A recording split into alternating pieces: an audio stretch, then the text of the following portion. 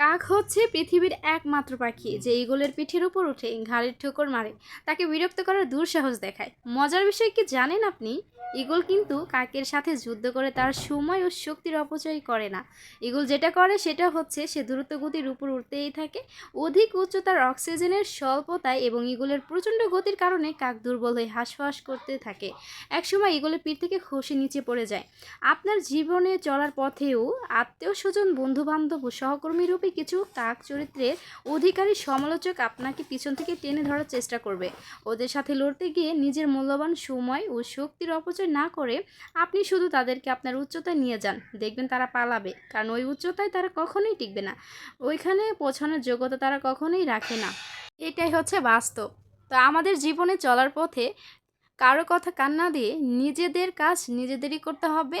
আর নিজেরা যখন কিছু একটা করতে পারবেন তখন দেখবেন কেউ আপনার পিছনে, কেন আপনার সামনে এসে কথা বলার সাহস পাবে না কেউ।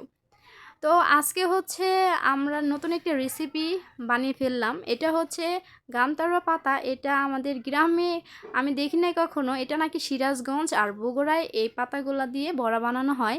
তো আমার ভাবি আমাকে বলল যে এই পাতা দিয়ে আমরা বড়া বানাই, খুবই ভালো লাগে। তো ওনার কাছ থেকে শুনে আমি এই বড়াটা বানিয়ে ফেললাম আজকে।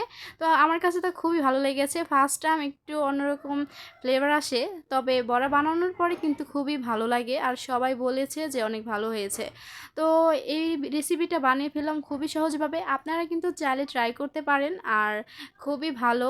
এটা নাকি অনেক স্বাস্থ্যের জন্য ভালো। তো সবাই ভালো থাকবেন। আল্লাহ হাফেজ।